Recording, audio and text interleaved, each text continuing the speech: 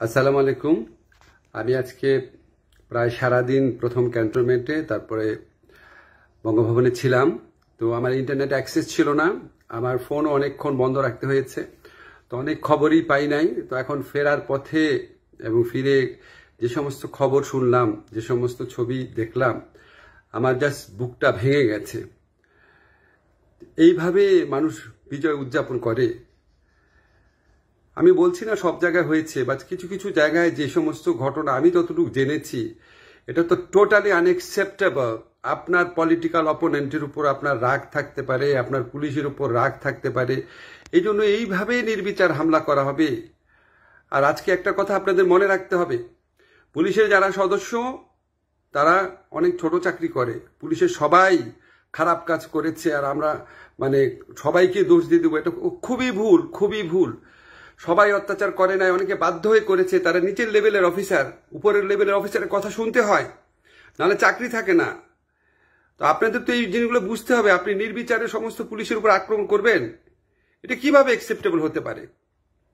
আজকে আমি সংখ্যালঘু সম্প্রদায়ের উপর আক্রমণের ঘটনা শুনেছি, আমার পরিচিত সার্কেলেই 2-3টা ঘটনা শুনেছি, এটা একটা টোটালি আনএক্সেপ্টেবল জিনিস।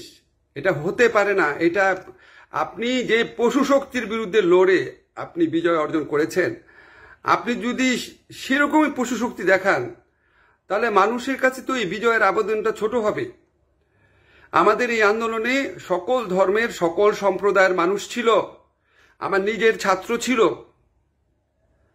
হিন্দু সম্প্রদায়ের, হাইকোর্টের লয়ার, ব্যস্ত লয়ার, সব ফেলে রাস্তায় আন্দোলন করতে গেছে। আমি জানি, আমাকে ফোন করেছে। বহু ঘটনা আছে এরকম।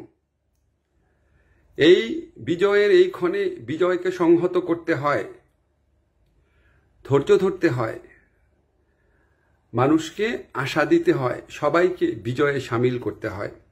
আপনাদের বিরুদ্ধে যারা ভয়াবহ অন্যায় করেছে, গণহত্যার মতো অপরাধ করেছে, অবশ্যই তাদেরকে বিচার করার চেষ্টা করা হবে। যদি বিচার না হয়, অবশ্যই আপনি সর্বোচ্চ পর্যায়ে অসন্তোষ দেখাবেন। কিন্তু সাধারণ সাধারণ পুলিশ, সাধারণ সাধারণ মানুষ, একটা নিরীহ একটা সংখ্যালঘু মানুষ, একটা ঘটনা যেন আর না ঘটে।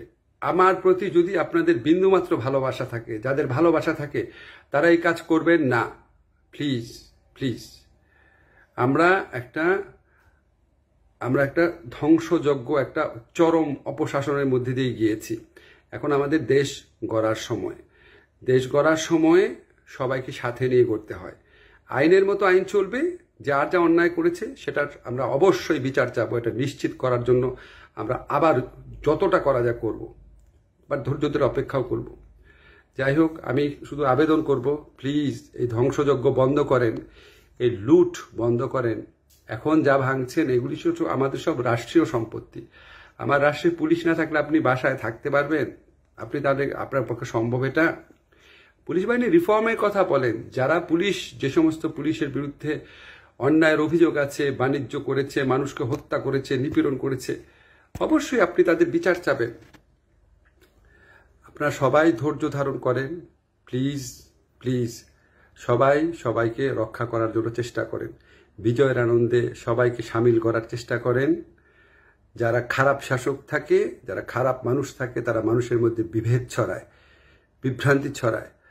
আমরা এটা অনেক বছর যাবৎ দেখছি। আর এই জাতি এটা নিতে পারবে না। আমরা সবাই মিলে একটা দেশ, সবাই মিলে একটা জাতি। আমরা এই দেশকে এখন শুধু ভালো দিকে নিয়ে যাওয়ার জন্য কি কি বুদ্ধি দরকার, কি কি কাজ দরকার, সেগুলি করব। অনেক বড় কথা বলে ফেললাম, আসলে মনটা খুব খারাপ দেখে বললাম। যদি আমার ভুল হয়ে থাকে ক্ষমা করবেন। যা বললাম একান্তই আমার ব্যক্তিগত মতামত। আপনাদের সবার কাছে দোয়া চাচ্ছি, ভালো থাকবেন।